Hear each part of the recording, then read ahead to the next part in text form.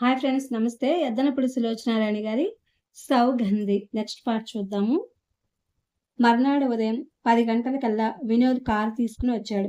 లక్ష్మి సౌగంధి రానని అంటున్నా బలవంతం చేసి బయలుదేరతీసింది. ఒక్కదానివే ఇంట్లో ఏం చేస్తావు? ఎక్కువసేపు ఉండను నేను కూడా. త్వరగానే వచ్చేద్దాంలే రా అంది. సౌగంధి ఇష్టం లేకపోయినా లక్ష్మి మాట కాదనలేక బయలుదేరింది. కొత్త వాళ్ళ ఇంటికి వెళ్ళడం అనేది బొత్తిగా అలవాట్లేదు. చాలా ఇబ్బందిగా అనిపిస్తుంది. వినోద్ కారులో దోవ పొడుగునా లక్ష్మి భర్త కబుర్లే మాట్లాడాడు. పావుగంటలో ఇంటికి చేరుకున్నారు. ఆ ఇంటి ఆ ఇంటిని, ఆ వాతావరణం చూడగానే సౌగంధి ఒక్క క్షణం ముగ్ధురాలైపోయినట్టుగా, తన చిరాకు మర్చిపోయినట్టుగా అయిపోయింది. కారు ఆగగానే మైత్రేయి గారు కారు దగ్గరికి వచ్చి తలుపు తీసి దిగి వస్తున్న లక్ష్మిని కౌగిలించుకుంది. ఎన్నాళ్ళయిందమ్మా నిన్ను చూసి అంది. అంటుండగానే ఆమె కళ్ళల్లో అప్రయత్నంగా నీళ్లు తిరిగినాయి. నిన్ను, మీ ఆయన, నన్ను, నా కొడుకు మోసగించి వెళ్ళిపోయారు. మనం వాళ్ళకి ఏం ద్రోహం చేశామని అంది. ప్లీజ్ మమ్మీ అన్నాడు వినోద్. ఏదో లేరా నా చాదస్తం. లక్ష్మిని చూడగానే మన ఆనందపు రోజులు గుర్తుకొచ్చినాయి. నవ్వుతూ తుళ్ళుతూ 2 కుటుంబాలు ఎలా ఉండేవాళ్ళం. మమ్మీ ప్లీజ్ అంది. లక్ష్మి కూడా అన్యాయంగా సౌగంధిని చూపిస్తూ ఇదిగో నా ఫ్రెండ్ సౌగంధి అంటూ పరిచయం చేసింది. సౌగంధి నమస్కారం చేసింది. ఏమిటి సౌగంధియా? ఎంత మంచి పేరమ్మా అంది ఆవిడ. నేను వినగానే అదే మాట అన్నానమ్మా. Very very rare name. ఆవిడ మరో చేయి సౌగంధి భుజాల చుట్టూ వేసింది. రామ్మారా, మా ఇంట్లో డబ్బుకు పదవలేదు. బాగానే ఉంది కానీ పిసరంత కూడా సంతోషం లేదు. నేను ఎప్పుడూ అనుకుంటూ ఉంటాను. అసలు మేము పేదవాళ్ళమా, డబ్బున్న వాళ్ళమా అని. ఎవరైతేనే చివరికి అందరూ ఆ పరమేశ్వరుని చేతిలో తోలుబొమ్మలే కదా! మన చేతుల్లో ఏముంది? ఆయన ఆడించినట్టు కదులుతూ ఉంటాం. మమ్మీ ప్లీజ్ అన్నాడు వినోద్. అతని కంఠంలో అసహనం తొంగి చూస్తోంది. అనను లేరా అనను అంది ఆవిడ. అందరూ లోపలికొచ్చారు. ఆ ఇల్లు చూడగానే సౌగంధి తన చిరాకు అంతా మాయమైపోయినట్లు ముగ్ధురాలైంది. ఇల్లు ఎంత బావుంది. కిటికీలకి పింక్ కలర్ లతలున్న కర్టెన్లు, చక్కటి సోఫాలు, నేల మీద తీవాసి, తళతళ మెరుస్తూ ఇత్తడి కుండీలో పచ్చటి చెట్లు, అక్కడక్కడ గోడలకి మన్మథీయుల కాలం నాటివైన తైలవర్ణ చిత్రాలు. ఇల్లు ఎంతో శుభ్రంగా ఉండటంతో ఆ చేసిన అలంకరణ 4 రెట్లు ఎక్కువైనట్లుంది. అందరూ కూర్చున్నారు. ఇంతలో ఒక బాబు పరిగెత్తుకొచ్చాడు.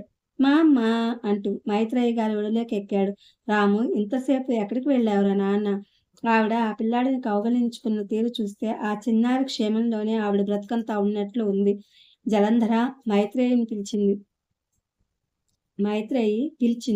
వస్తున్నా ఆంటీ. లోపల నుంచి అత్యంత నాజూకుగా ఉన్న స్వరం వినిపించింది.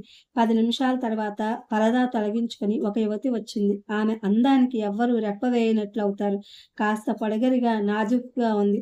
ఖరీదైన మెత్తటి నీలం రంగులో లతలున్న కాశ్మీరీ సిల్క్ చీర కట్టుకుంది.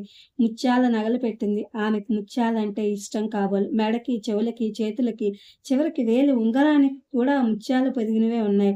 లక్ష్మి సౌగంధినికి పరిచయం చేసింది. జలంధర సౌగంధిని ఒక్క అర నిమిషం పరిశీలనగా చూసింది. ఆ చూపు ఎందుకో సౌగంధి మనసుకి గేలం వేసినట్లుగా అయింది. వాళ్ళకి షర్బత్ ఇచ్చి వెళ్ళి అత్తగారి పక్కన కూర్చుంది. రాము వెంటనే మమ్మీ ఒడిలో నుంచి తల్లి ఒడిలోకి దూకాడు. జలంధర కూడా రాము వెంటనే మా అమ్మ ఒడిలో నుంచి తల్లి ఒడిలోకి చేరాడు. జలంధర కూడా రాముని దగ్గరకు తీసుకున్న వైనం మైత్రేయి లాగానే ఉంది. ఆ పసివాడు లేకపోతే వాళ్ళ జీవితమే లేదు అన్న భావన. ఫోన్ మోగింది. వినోద్ వెళ్ళాడు. అతను మంచి ఉచ్చారణతో బాగా అలవాటున్నట్లుగా ఇంగ్లీష్‌లో ధారాళంగా మాట్లాడేస్తున్నాడు.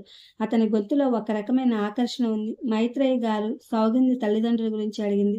లేరని చెప్పింది. మొన్న అత్తయ్య పోయిందని చెప్పింది. షాపు గురించి వివరాలు చెప్పింది. లక్ష్మి, మైత్రేయి గారు మాట్లాడుకుంటుంటే సౌగంధి ఇంటిని గమనిస్తోంది. కలర్ టీవీ, పుస్తకాలు, బీరువా, ఫోను అన్ని సదుపాయాలతో ఆ ఇల్లు అదొక ప్రత్యేక లోకంలా కనిపిస్తోంది. మధ్య మధ్యలో సౌగంధి జలంధర్‌ని గమనిస్తోంది. జలంధర ఎటువైపు చూడడం లేదు. తల నిమురుతూ వాడినే చూస్తోంది. జలంధరకి అత్తగారి మాటల పట్ల ఆసక్తి ఏమాత్రం ఉన్నట్లు కనిపించడం లేదు. లేకపోతే గంటసేపు అలా నోరు మెదపకుండా కూర్చోగలుగుతారా? ఆ రోజు లక్ష్మి, సౌగంధి, మైత్రేయి గారి బలవంతం వల్ల అక్కడే భోజనం చేశారు. రాముకి వినోద్ దగ్గర బాగానే చనువు. మాటిమాటికి బాబాయ్ అంటూ అతని మీదకు పడతాడు. భోజనం దగ్గర రాము, వినోద్ ఒడిలోనే కూర్చుని అతను అన్నం తినిపిస్తుంటే తిన్నాడు. మా ఇంట్లో అందరికీ వీడంటే ప్రాణం అన్నాడు వినోద్. అంటూనే రాముని తల్లి ఒడిలోకి దింపాడు. సౌగంధికి, లక్ష్మికి అర్థమైంది. వినోద్ వినోద్‌కి రాము అంటే ఇష్టమే గాని, అతనే జీవితం అన్నట్లు వారి చూపుల్లా లేవు. అది చాలా సహజం కూడా. వినోద్ తనే మళ్ళా ఇంటికి తీసుకొచ్చి దించాడు. దోవలో డ్రైవ్ చేస్తూ అన్నాడు. లక్ష్మి, ఒక్కోసారి అమ్మ అన్న మాటలే నిజమనిపిస్తుంది. మనమంతా ఆ దేవుడి చేతుల్లో ఆడే బొమ్మలమేనేమో. అన్నయ్య పోవటం కాదు గానీ, నా జీవితం రెట్టింపు భారం అయిపోయింది. చూశావుగా అమ్మ, జలంధర, రాము ప్రాణం ఎలా తీసేస్తారో. వాళ్ళు అతి గారాబంతో వాడు పెద్దయితే ఎలా తయారవుతాడో అని నాకు భయంగా ఉంది. అవును వినోద్, అంది లక్ష్మి. వినోద్ వాళ్ళని దించి కాసేపు కూర్చుని వెళ్ళిపోయాడు. వెళ్ళడానికి అయిష్టంగానే లేస్తూ లక్ష్మి, ఒక్కొక్కసారి ఇల్లు నాకు చాలా విసుగొస్తోంది. ఇంటికెళ్తే ఏముంది, ఎంతసేపు అమ్మ, జలంధర, అన్నయ్య లోకం తప్ప ఈ లోకంలో ఉండరు. ఇల్లంతా ఏమిటో నిశ్శబ్దం. ఇక్కడ నీ పిల్లలు చూడు ఎంత సహజంగా ఉన్నారో. వచ్చినప్పటి నుంచి చూస్తున్నాను. వారి బొమ్మలు, వారి ఆటలు, నవ్వులు తప్ప వారిద్దరూ ఇటు రానే రావటం లేదు. నువ్వు పెళ్లి చేసుకో వినోద్, అంది లక్ష్మి. పెళ్ళా? నేనా? వెళ్ళటానికి లేవబోతున్న అతను ఆగిపోయాడు. పెళ్లి చేసుకుని తీసుకువచ్చిన అమ్మాయిని నేనేం సుఖపెడతాను లక్ష్మి? ఈ శ్మశానంలోకి మరో అమ్మాయిని తీసుకురావడం నాకేమాత్రం ఇష్టం లేదు. ఈ జన్మలో నాకు పెళ్లి యోగం లేదు. అది ఇక్కడ వ్రాసి ఉంది అంటూ నుదుటి మీద వ్రేళ్లతో రాసి చూపించాడు. వస్తాను. అతను వెళ్ళబోతూ సౌగంధి దగ్గర ఆగి, మీరు నన్ను క్షమించాలి సుమా. ఈరోజు సెలవంతా మిమ్మల్ని బాగా బోర్ కొట్టించాను. నన్ను తిట్టుకుంటున్నారా? అన్నాడు. అబ్బెబ్బే, లేదు లేదు, అంది సౌగంధి. అతనిని కారు వరకు పంపి లక్ష్మి తిరిగొస్తూ, పాపం వినోద్, అంది. వినోదం చూస్తుంటే నాకు జాలి వేస్తోంది. అతని జీవితం నిజంగా సమస్యే, అంది. అవును అంటూ అంగీకరించింది సౌగంధి. వినోద్ పెళ్లి ఒక సమస్యే. ఆ అమ్మాయి వచ్చి వీరితో కలవలేదు. ఇతను వీళ్ళని వదిలి వేరే వెళ్ళడు. ఏమిటో ఆ మైత్రేయి గారు చెప్పింది నిజమేనేమో. అందరం ఆ పరమేశ్వరుని చేతిలో తోలుబొమ్మలమేమో అనుకుంది. సౌగంధి కళ్ళ ముందు మాట మాటకి అందంగా ఉన్న ఆ ఇల్లే గుర్తుకొస్తోంది. కానీ అంతలోనే అపశృతుల ఆ ఇంట్లో రామకృష్ణ మరణ వృత్తాంతం కూడా గుర్తుకొస్తోంది. ఆ రాత్రి సౌగంధికి విచిత్రమైన కల వచ్చింది. తను ఆ ఇంట్లో తిరుగుతుంది. రామకృష్ణ వెంటబడుతున్నాడు. ఉలికిపడి లేచింది. ఒంటి నిండా చెమటలు కారుతున్నాయి. లేచి మంచినీళ్లు తాగొచ్చి పడుకుంది. ఇది ఫ్రెండ్స్, పెద్దన పులుసులో వచ్చిన రాణి గారి Saugandhi. Thank you for watching.